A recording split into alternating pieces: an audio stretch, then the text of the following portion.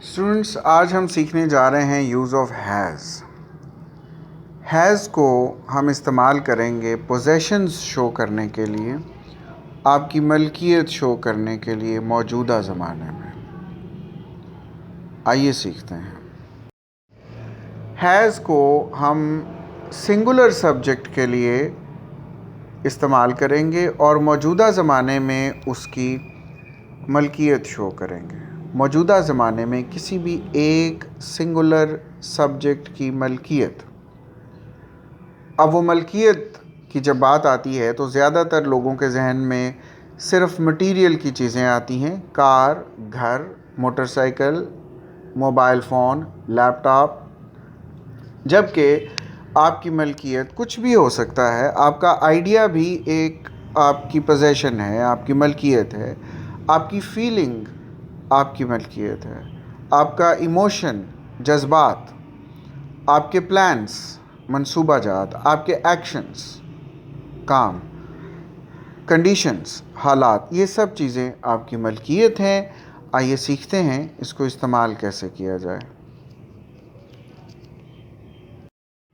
सबसे पहले हम ही के लिए इस्तेमाल करना सीखेंगे। ही एक सिंगुलर सब्जेक्ट है और ये क्योंकि प्रोनाउन है तो ये किसी भी एक मेल को रिप्रेजेंट कर रहा है, उसकी नुमाइंदगी कर रहा है। यानी ही से मुराद आप कोई एक मेल पर्सन ले सकते हैं।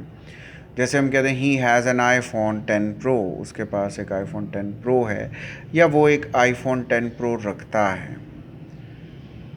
He has a kind heart, उसका दिल बड़ा रहम वाला है, या वो एक रहम दिल रखता है, या वो एक रहम दिल इंसान है।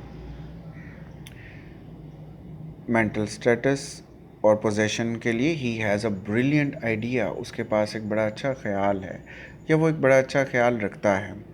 एक कन्फ्यूजन यहाँ पे मैं ये भी क्लियर करना चाहूँगा कि ज़्यादातर स्टूडेंट्स ये समझते हैं कि जब पोजेशन की बात आएगी तो वो रखता है, रखते हैं, रखती है, सिर्फ यही होना चाहिए। देखें, हम जब ट्रांसलेट करते हैं तो हम लोग मीनिंग्स को ट्रांसलेट करते हैं, नॉट द वर्ड्स। अगर हम वर्ड्स को ही सिर्फ ट्रांसलेट करना है तो भाई फिर अंग्रेज़ी का स्ट्रक्चर हम क्यों फॉलो करते हैं? हम लोग क्यों नहीं उसी स्ट्रक्चर में कर लेते जिस तरतीब से हमें उर्दू के जुमले सामने आते हैं, उसी तरतीब से हम अल्फाज लिखते जाएं और हमारी ट्रांसलेशन हो जाए। अंग्रेज़ी एक दूसरी ज़ुबान है और हम जब दूसरी ज़ुबान का स्ट्रक्चर कर रहे हैं फ़ॉलो, तो हमें दूसरी ज़ुबान के सारे रूल्स फ़ॉलो करना पड़ेंगे, तभी हम लोग इस ज़ुबान में कुछ जो प्रोफिशेंसी है वो हासिल कर सकेंगे। तो आपने ये जहन में रखनी है बात कि हम मीनिंग को ट्रांसलेट कर रहे हैं। जैसे उसके पास एक बहुत अच्छा ख्याल है, या उसका ख्याल बहुत अच्छा है, या वो बड़ा अच्छा ख्याल रखता है, या वो बड़े अच्छे ख्याल का मालिक है, तो इन सब का मतलब तो एक ही है, he has a brilliant idea. तो हमने मतलब को ट्रांसलेट करना है, जबकि कुछ लोग अल्फाज को ट्रांसलेट करते हैं और अंग्रेज़ी में से गलतियाँ इसीलिए दूर नहीं होती। शी को देखते हैं जी। शी किसी भी फ़ीमेल के लिए इस्तेमाल करते हैं, ये भी एक प्रोनाउन है। तो she has an iPhone 11 Pro Max, ये एक उसकी पोजेशन है, उस फीमेल की, उस लड़की की। इसी तरह उसकी feelings, she has a kind heart. Mental possessions, she has a brilliant idea. It हम किसी भी जानदार के लिए भी इस्तेमाल होता है कुछ सिचुएशंस में, ये बेजान चीज़ों के लिए भी इस्तेमाल होता है, एनिमल्स के लिए भी, प्लांट्स के लिए भी। तो लिहाजा हम इट से मुराद कुछ भी ले सकते हैं। इसको कॉन्टेक्स्ट में अगर समझा जाए तो हम इसको बेहतर तौर पर इस्तेमाल कर सकते हैं। जिस तरह से इट हैज़ 100 सॉन्ग्स, क्योंकि कॉन्वर्सेशन चल रही है और उसमें इट से मुराद कोई MP3 प्लेयर हो सकता है। यहाँ पे कोई मुराद हम फ़ोन ले सकते हैं जिसमें हम कहते हैं it has 100 songs. It has most beautiful colour, इसका कलर सबसे ज़्यादा खूबसूरत है। अब ये जो कलर खूबसूरत है, ये हम किसी कार का भी कह सकते हैं, किसी ड्रेस का भी हो सकता है। इट से मुराद कुछ भी हो सकता है। It has 30 megapixel camera. ये 30 मेगापिक्सल कैमरा, अब ये जो 30 मेगापिक्सल कैमरा है ये किसी फ़ोन का हो सकता है, तो लिहाजा हम यहाँ पर फ़ोन के लिए भी इस्तेमाल कर रहे हैं इसको। पर्सन, यहाँ पे किसी भी एक इंसान का नाम आप इस्तेमाल कर सकते हैं। यहाँ नाउन है, ये प्रोनाउन नहीं है। Nagina has a Q tab. Nagina के पास एक क्यू टैब है, तो नगीना एक नाम है। सारा हैज़ $200। सारा के पास $200 हैं, यानी उसकी पोजेशन है। My brother has a kind heart. मेरे भाई का दिल बहुत रहम वाला है। इस तरह से आप किसी भी एक सब्जेक्ट की जगह पर पर्सन का नाम लगा सकते हैं।